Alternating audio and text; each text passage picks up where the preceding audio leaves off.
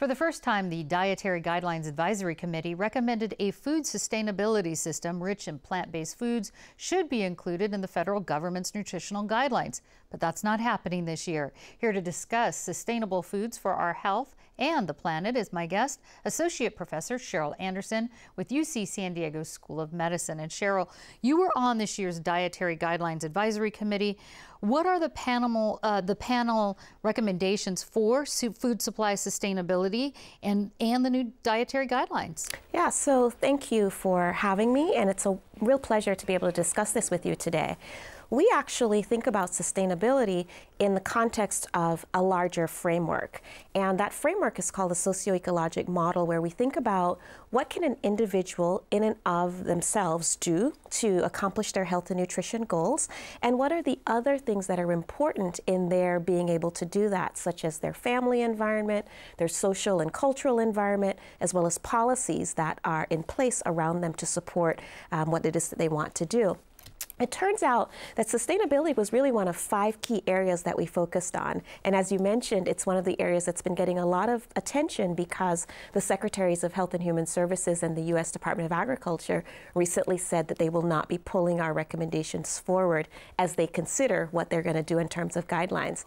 So we recommended, based on what we found in one of our other parts of deliberations, that the plant-based diets that we support in terms of lowering the amount of red and processed meats in the diets, including more seafood and lean meats, and increasing the amount of fruits and vegetables, there was evidence to support that those recommendations were more sustainable in terms of land, water, energy, and greenhouse gas emissions than diets that didn't necessarily meet those recommendations. Well, one of the bold recommendations that's standing out is that Americans cut back, as you said, on red meat, cow meat, not only for their health, but for this climate change and sort of helping to combat that.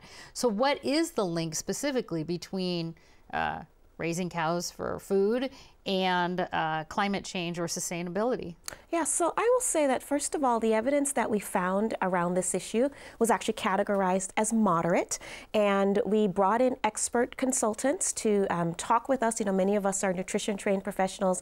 The biochemistry is what people typically want us to focus on, and are seemingly pushing back a little bit, saying that we didn't focus enough there. But we had the expertise in hand, and we had the literature in hand to show that, again, you know, positive signals in terms of land, water, energy use, and greenhouse gas emissions, and where meat is concerned, methane production being one of the primary associated issues with more meat consumption and production than with plants. What about critics who say, you know, meat to plant-based nutrition is unfair because 10 pounds of meat will feed more people than 10 pounds of apple, let's say?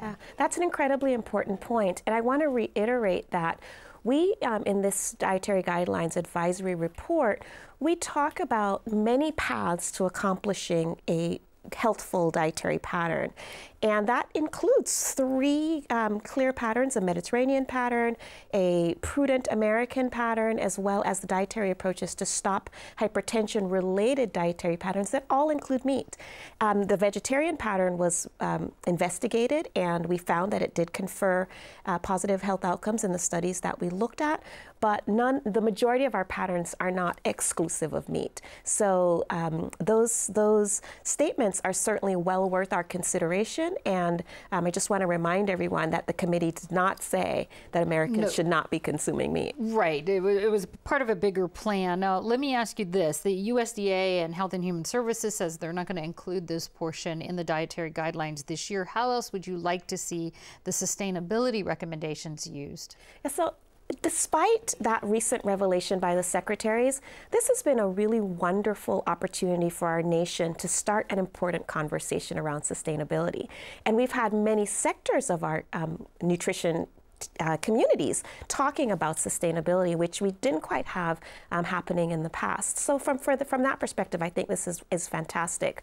I would like for us to be able to take the report and look at some of these other key recommendations, such as what are the components of healthful diets that will be confer health benefit, and one of the ones that we need to minimize a bit.